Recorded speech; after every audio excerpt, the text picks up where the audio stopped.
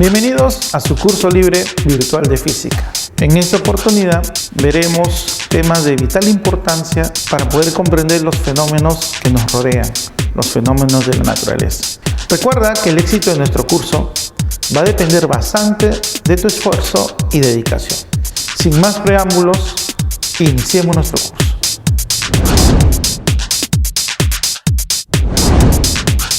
Jóvenes, ¿cómo se encuentran? El día de hoy vamos a desarrollar el tema de movimiento armónico simple. Este tema es bastante interesante, nos va a permitir comprender una serie de fenómenos que ocurren en la naturaleza. Por ejemplo, para poder comprender el sonido, para poder comprender cómo se dan las vibraciones en una cuerda de guitarra, o para poder comprender lo que viene a ser un movimiento sísmico. Todo ello tiene que ver con un concepto llamado oscilaciones. En ese sentido, el estudio del movimiento armónico simple se basa justamente en el estudio de las oscilaciones. Entonces, para poder desarrollar este tema, es necesario tener en cuenta algunos conceptos previos. Uno de esos conceptos, jóvenes, es el concepto de movimiento oscilatorio. A ver, concentremos un momento acá, miren. Tenemos acá una cuerda a la cual se le ha atado una pequeña esfera y la vamos a desviar de la posición vertical. Entonces, cuando nosotros la abandonamos, se observará que la esfera se balancea, ¿no? Va de un extremo hacia otro extremo y luego la esfera retorna.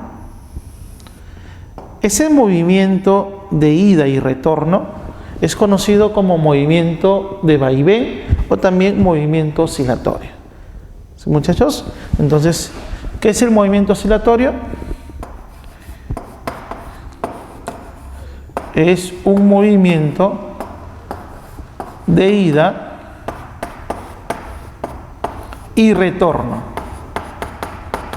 Entonces, jóvenes, si la partícula va del punto A hacia el punto B, o de repente retorna de B hacia A, cada uno de estos tramos se le va a llamar oscilación simple. Entonces, vamos a mencionar acá, si la partícula va de A hacia B, o de repente se dirige de B hacia A, cada uno de ellos es conocido como oscilación simple.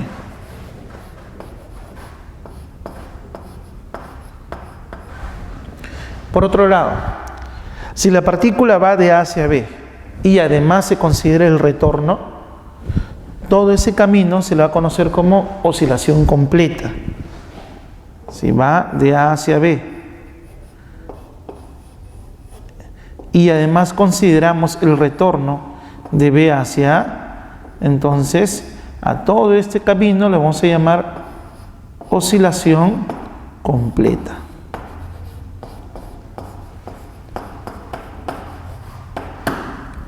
Muy bien. Otro concepto que tenemos que definir es el concepto de movimiento periódico. ¿Qué viene a ser un movimiento periódico? Un movimiento periódico es aquel movimiento que se va a repetir. Cada cierto tiempo se repite. Es por eso que el movimiento periódico también se le conoce como movimiento cíclico. Un ejemplo de movimiento periódico, sería el movimiento circunferencial y uniforme, el famoso MCU. Ustedes recordarán que en el MCU la partícula describe por trayectoria una circunferencia, ¿sí? Pero al describir la circunferencia, esa partícula va a pasar por el mismo punto cada cierto tiempo. Ese tiempo va a ser el mismo, se va a repetir. Es por eso que ese movimiento se llama movimiento periódico. Por ejemplo, si la partícula se encuentra en ese momento pasando por el punto P, en ese instante, esa partícula,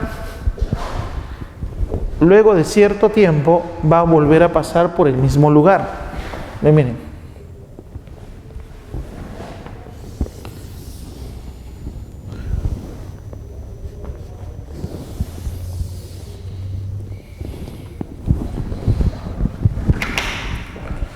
Entonces,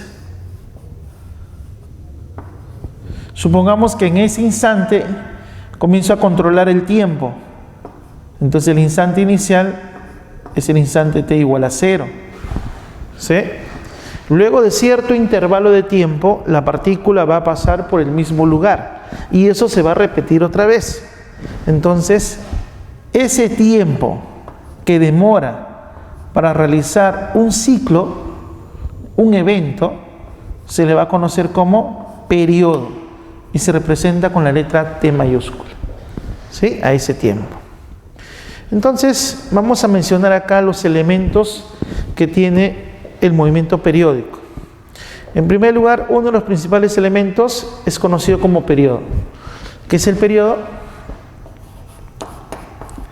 Es el tiempo, ¿no? El tiempo que tarda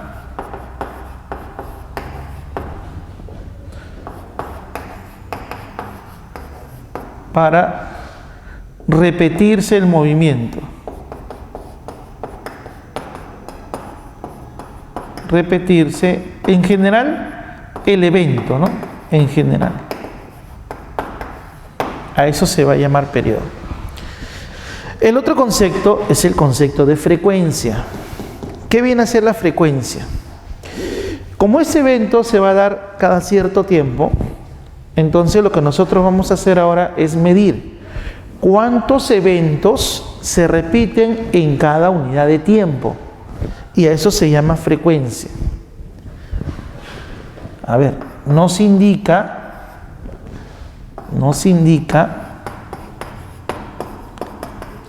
el número de eventos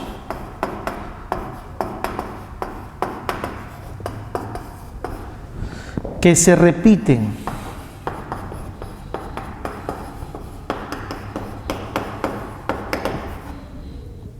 en cada unidad de tiempo.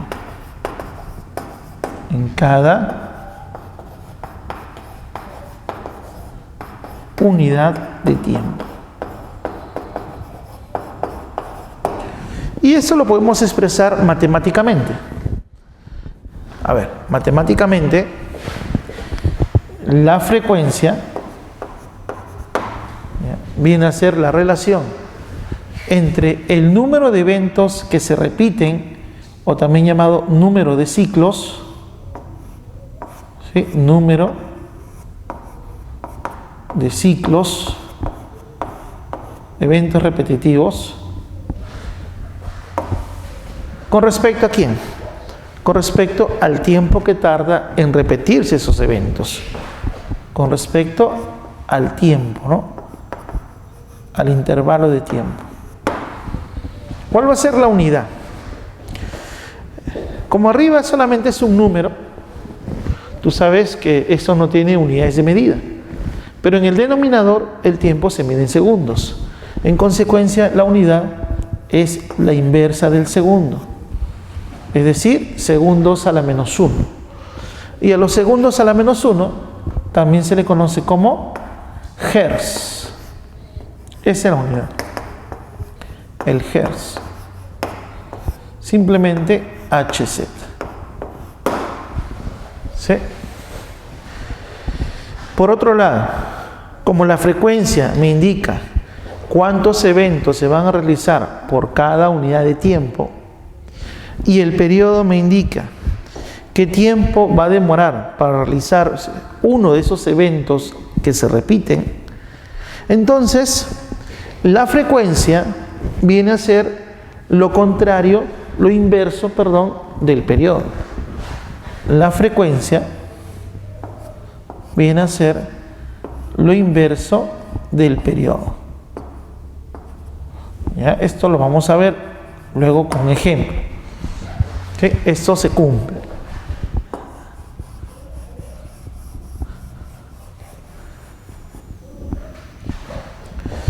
El otro concepto que debemos también explicar, definir, es el concepto de frecuencia cíclica.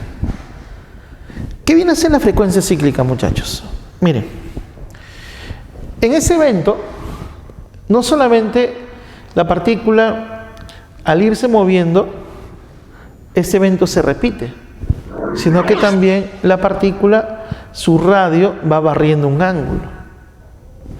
Entonces, supongamos que de esa posición a esa posición, el radio ha barrido un ángulo θ. Y para ir de esa posición a esa posición ha demorado un cierto intervalo de tiempo.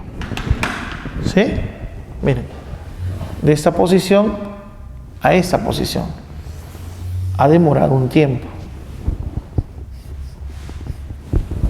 Supongamos que ese tiempo sea un tiempo tal como t segundos. ¿Sí? T segundos. En consecuencia, la frecuencia cíclica me indica la relación entre el ángulo barrido y el tiempo que tarda en barrer dicho ángulo. Por lo tanto, eso se puede expresar en términos matemáticos. La frecuencia cíclica viene a ser la relación entre el ángulo barrido y el tiempo que tarda en barrer ese ángulo. Pero ¿qué pasaría si ese ángulo barrido es el ángulo cuando la partícula justo ha completado una vuelta? Entonces, cuando justo completa una vuelta, el ángulo barrido sería 2π radianes. ¿Sí? Entonces, la frecuencia cíclica, ¿a qué sería igual? Si el ángulo barrido fuera 2π radianes, tú sabes que el tiempo que demora para realizar una vuelta completa se llama periodo. Entonces, esto sería 2π dividido entre el periodo. ¿Estamos de acuerdo? Pero acá también está la inversa del periodo. Y sabemos que la inversa del periodo es la frecuencia. En consecuencia, jóvenes, esto también es igual a 2π multiplicado por la frecuencia.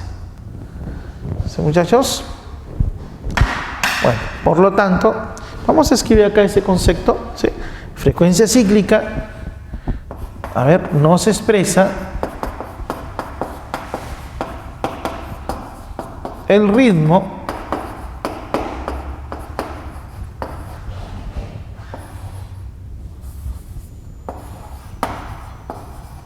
con que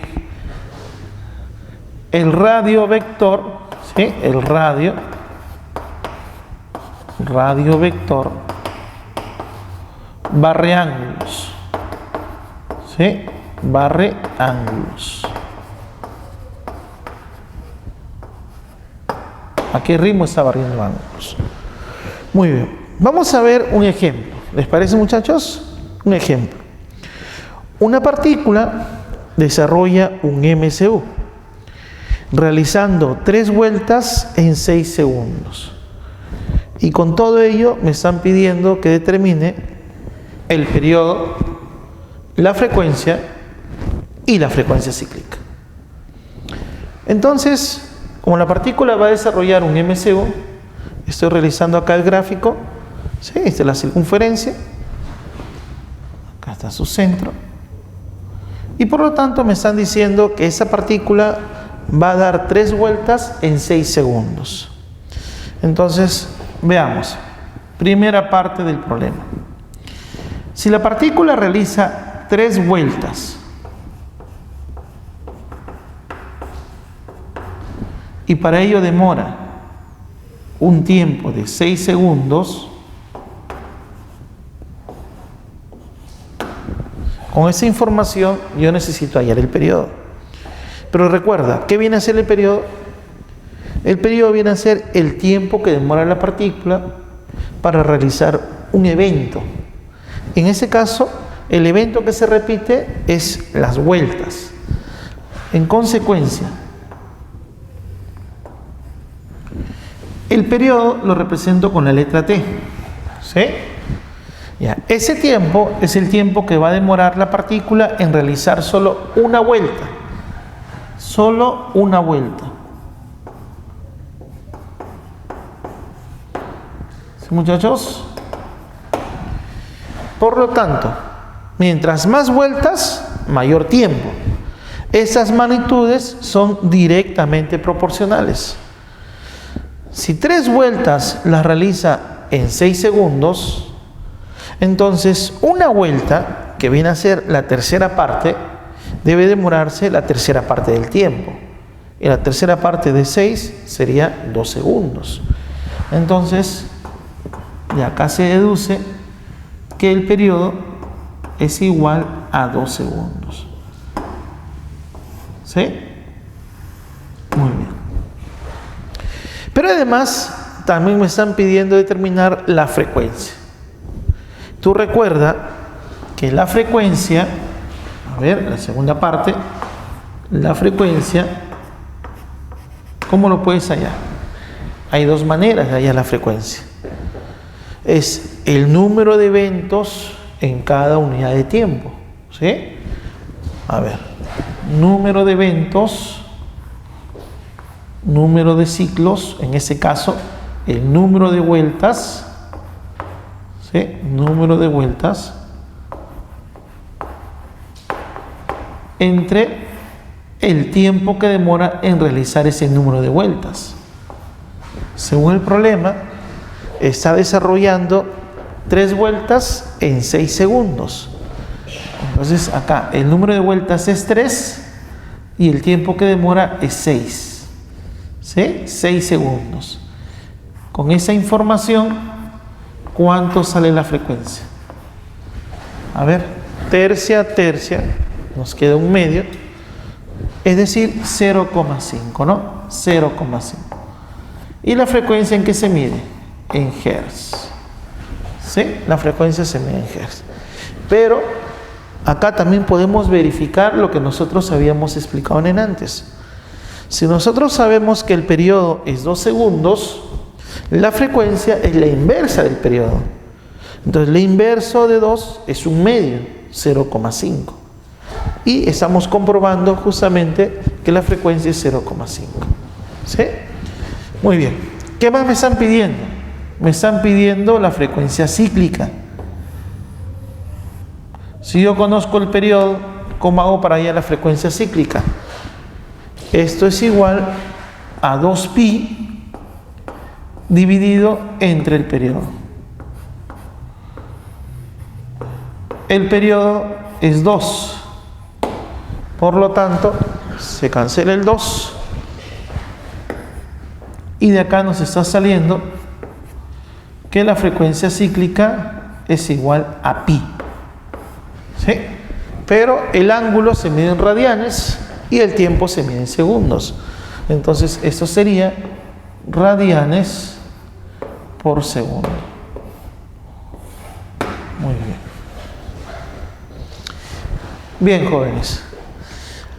Ya habiendo visto esos conceptos, vamos a enfocarnos en el análisis del movimiento armónico simple. Ya con todos estos conceptos previos. Para ello, vamos a considerar el siguiente acontecimiento. Miren.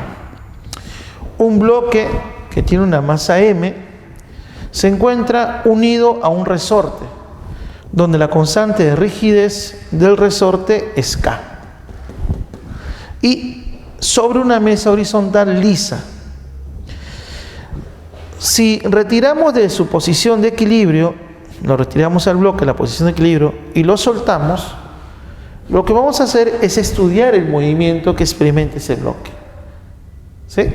Entonces, pasemos a hacer el gráfico respecto a este movimiento. Bien, muchachos, entonces, continuando, de acuerdo a las condiciones que nos dieron, tenemos acá al bloque cuya masa es m y está unido a este resorte cuya constante de rigidez es K sobre una superficie que es lisa, no presenta fricción. Entonces, al inicio el cuerpo no se está moviendo. Entonces, como el cuerpo no se está moviendo, ¿qué es lo que debe cumplirse? Que las fuerzas que actúan sobre ese cuerpo deben equilibrarse. ¿Y qué fuerzas actúan sobre él? En primer lugar, está actuando su fuerza de gravedad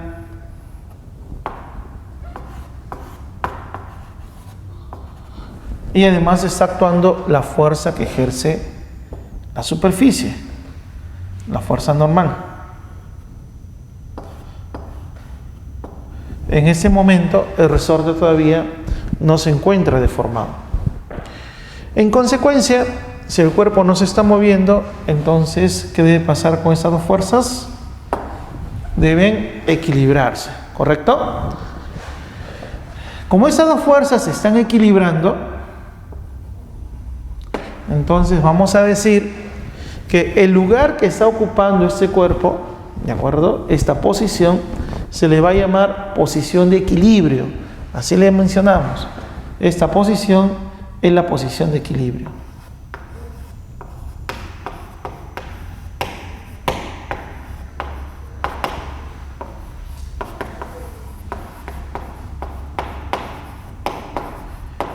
De ahora en adelante vamos a denotar la posición de equilibrio, ¿no?, con las siglas P.E.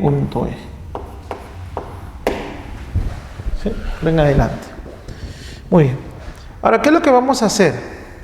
De acuerdo a lo que menciona el enunciado, agarramos al bloque y lo vamos a alejar de la posición de equilibrio. En ese caso, lo vamos a desplazar hacia la derecha.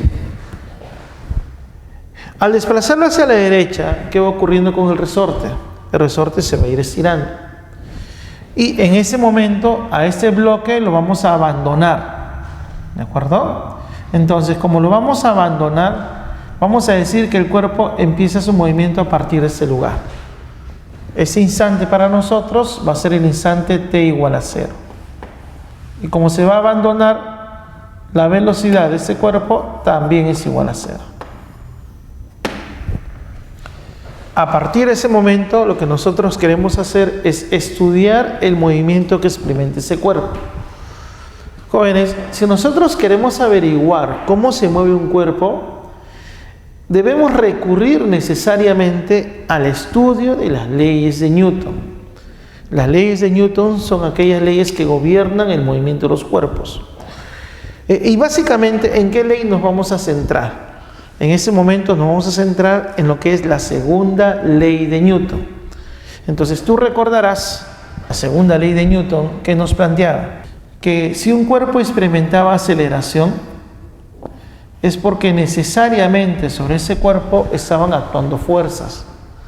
Y esa aceleración se obtenía dividiendo la fuerza resultante que actúa sobre el cuerpo entre la masa del cuerpo. ¿Sí? Y además, la aceleración y la fuerza siempre tenían la misma dirección.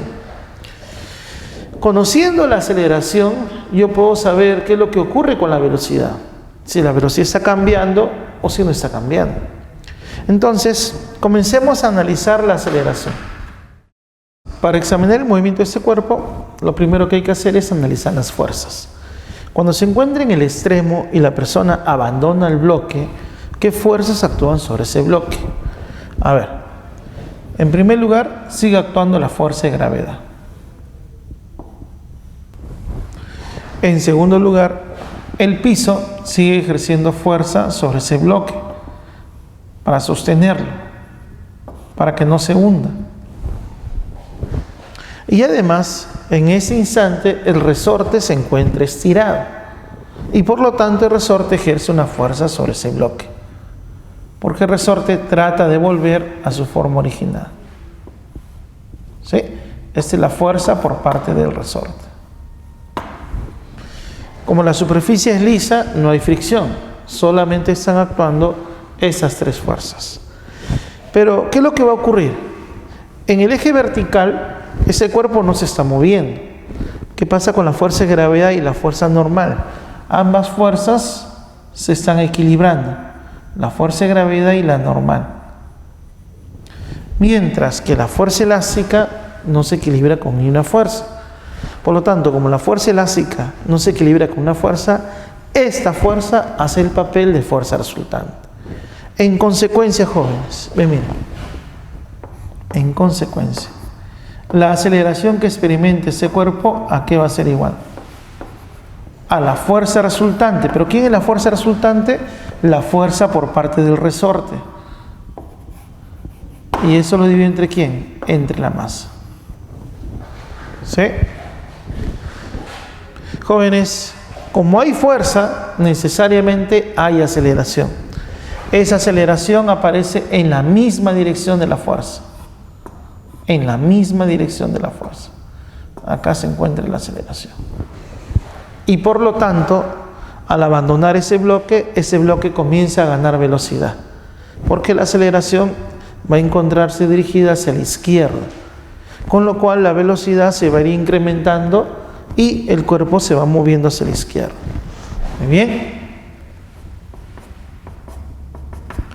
Entonces en algún momento el bloque va a pasar de repente por esa posición. Cuando el bloque pasa por esa posición, experimenta aceleración y su velocidad está en aumento. ¿Sí? Su velocidad está incrementándose. Acá grafico la velocidad.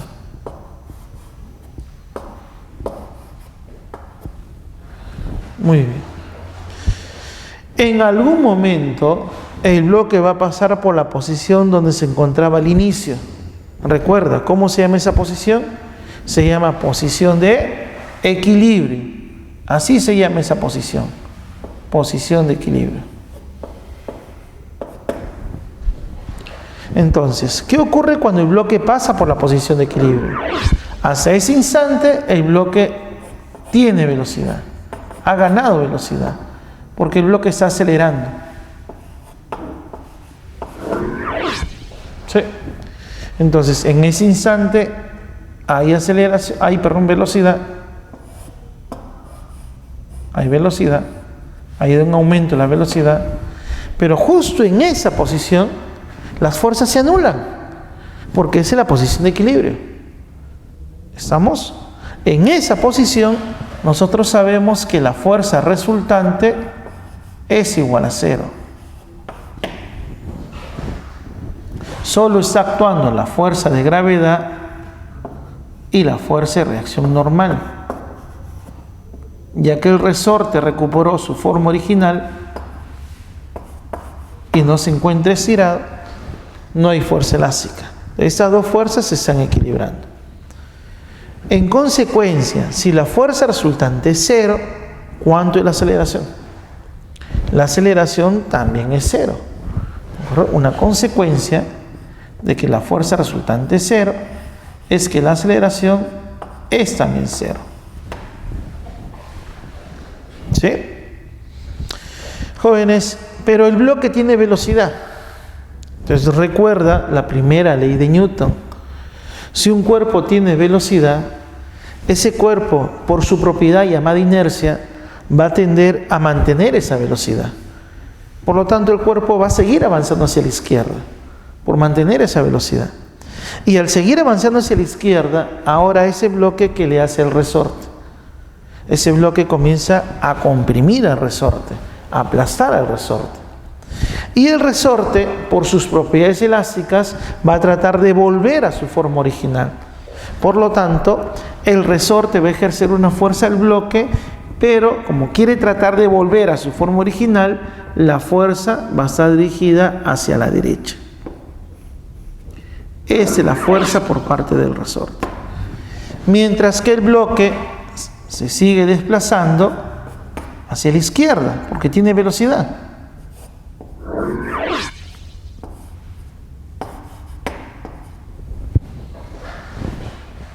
Aparte de la fuerza de resorte, sigue actuando la fuerza de gravedad y sigue actuando la fuerza de reacción normal. Pero recuerda que esas dos fuerzas en todo momento se están equilibrando. En consecuencia, la fuerza por parte del resorte sigue siendo la fuerza resultante. Y toda fuerza resultante que genera una aceleración. Pero esa aceleración ahora ¿hacia dónde apunta? En la dirección de la fuerza. La aceleración está apuntando ahora hacia la derecha. Ya no se dirige hacia la izquierda. Pero el bloque se mueve hacia la izquierda por su inercia. En consecuencia, jóvenes, como la aceleración se opone a la velocidad del cuerpo, ¿qué va a pasar con esa velocidad? Esa velocidad va a estar disminuyendo, ¿sí? Porque la aceleración es en contra de la velocidad. Esa velocidad, jóvenes, afirmamos de que disminuye.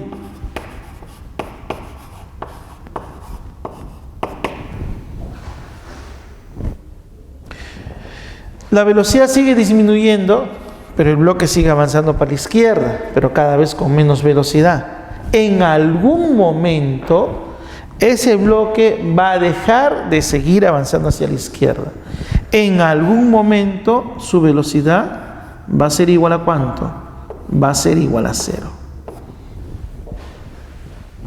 En ese instante, sobre ese bloque siguen actuando fuerzas. Sigue actuando la fuerza de gravedad, sigue actuando la fuerza que ejerce el piso, y el resorte, lógicamente, como sigue comprimido, sigue ejerciendo fuerza. Pero como el resorte trata de volver a su forma original, la fuerza que ejerce el resorte sobre ese bloque está dirigida hacia la derecha. Esa es la fuerza por parte del resorte. Pero ocurre lo siguiente: como ese bloque ya no va a seguir avanzando hacia la izquierda, entonces ese resorte está lo mayor deformado, lo máximo deformado como es posible. En consecuencia, la fuerza que ejerce el resorte en ese instante es también la máxima fuerza posible. ¿Y qué nos dice la segunda ley de Newton? Si hay fuerza, hay aceleración. Si la fuerza crece, crece la aceleración. Por lo tanto, en esta posición, en este instante, ese bloque experimenta una aceleración que tiene su máximo valor. Ahí está.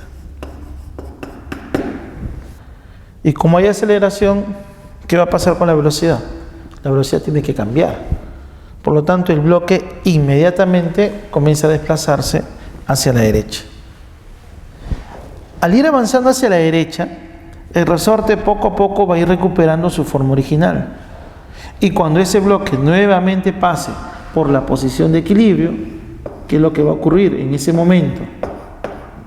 En ese instante, nuevamente el resorte deja de estar deformado, ya no hay fuerza resultante y por lo tanto, en la posición de equilibrio, la aceleración toma el valor de 0, porque no hay fuerza resultante.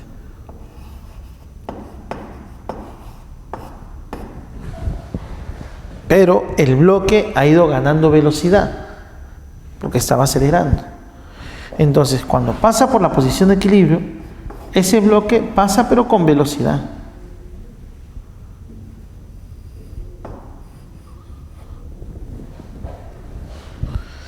Y pasando de la posición de equilibrio, nuevamente el resorte comienza a estirarse.